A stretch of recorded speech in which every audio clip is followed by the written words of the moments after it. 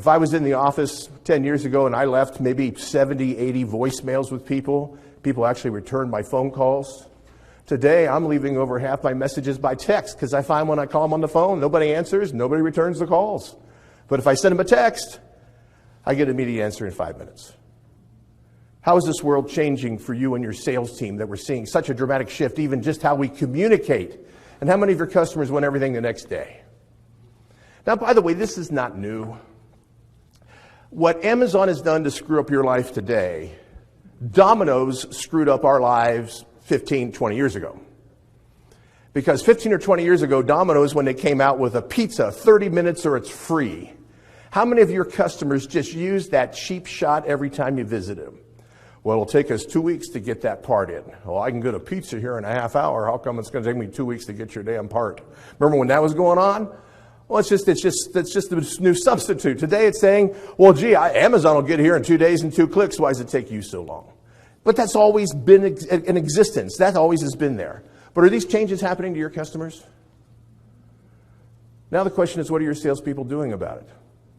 Because one of the problems I found is the older and the more stable the salesperson is working for your company, your success factors, the people that have been with you 10, 20, even 30 years and are selling, they're not doing well with this, are they? Because their attitude is the same stuff still works. Damn it, it's still relationships and it's still knowing your products. And I'm just going to go out and do my route and work on my relationships and work on the products.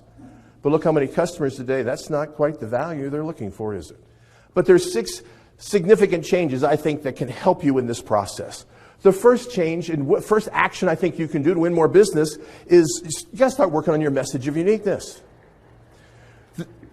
Well, thank you very much. You got to start working on your message of uniqueness. Here's the question. I am a prospective your salesperson, or you as a salesperson. And as we start talking, I interrupt you and say, look, you're the 3rd vendor I've talked to about this stuff this week. Why, based on all the competitive options available to me, do I want to buy from you? What are your people saying? Now, if you're a manager or you're an owner, raise your hand if you're a manager and owner of your company and you manage the salespeople. Excellent. How many in here are CEOs? That stands for Children Employed by Owners. Prestigious job title. Raise your hand if you're in sales, straight sales. That's excellent. Glad you're here. Within this, what are you saying? What is your message of uniqueness? The challenge I give to sales managers and to owners is if you want to test out what a problem this is in your company, go to if you have 5 salespeople, go to each of them individually, just one at a time, one-on-one, and say, hey, I got asked this by a customer. What would you have said? How would you have responded if somebody said, why, based on all the competitive options available to me, do I want to buy from you? What would you have told them? And if you do that and you listen to 5 different salespeople, what do you think you're going to hear? 5 different answers. 5 completely different answers. And this is a major problem today. And you know what the problem is? There's this vapor lock between sales and leadership. Sales leaders are really upset the sales reps don't have a consistent message. Why are the sales reps upset? Because nobody told them what the message is supposed to be, so they're all making up their own. So you have each sales rep making up their own message. It's never been given what the message should be by the company. The management hasn't worked on what the message should be. And then we're upset that everybody's given a different answer and we don't have any consistency.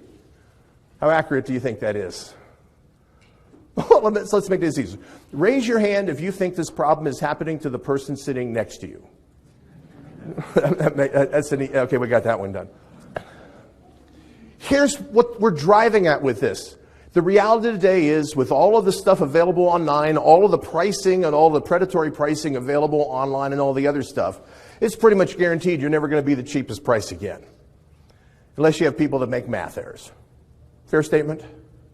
So now how do you get a message across when you're not going to be the absolute cheapest? This is the key to selling today.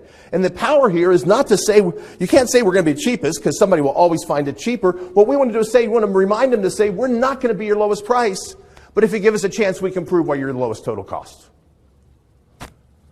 We're not going to be the cheapest price to buy the stuff, but your usage, your total consumption, how much inventory you have to store, how much backup you have to have, how much training you get from your vendor, all these other attributes add to, even though we're a higher price, we're a lower total cost. How do we get your team into some kind of strength of message and positioning? Because this is where the uniqueness is.